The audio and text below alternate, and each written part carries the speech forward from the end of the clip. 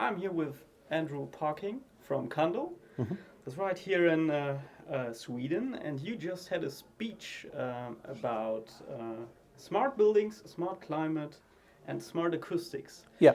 And my question would be, do we also need smart users for those types of buildings? It's always nice, but you need to assume that the users...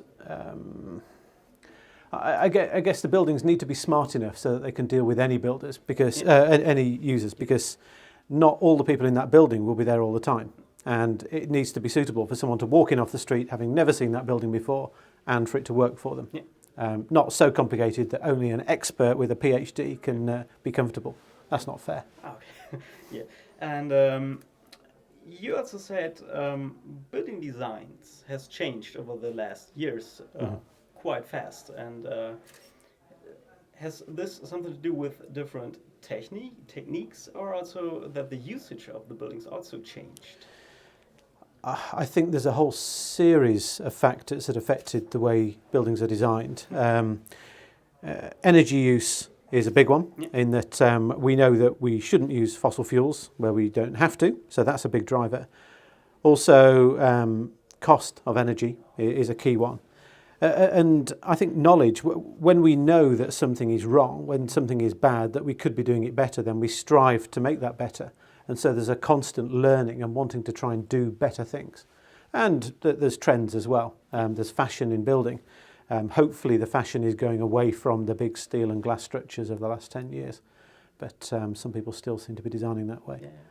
You're talking about glass. It's because you're head of acoustics, and I think glass could be also a big problem when it comes to that point of the building, the acoustics and big glass surfaces. Glass is necessary. You need to be able to see. A view of the outside is very important, but glass is okay. But if you have too much glass, you get too much glare, solar gain, and it reflects sound perfectly as well.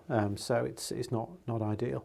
So I think that in our experience recently, the best solution for a glazed facade is for the glazing to be about 35% with adequate solar control. Yeah. Okay. And the last question I got is, you said as an engineer, it's always your aim to solve problems. Mm-hmm. How many times it is that an architect comes to you and thinks that you as an acoustician are creating a problem, that you're telling the architect he should change his design or something because he should take care of the sound?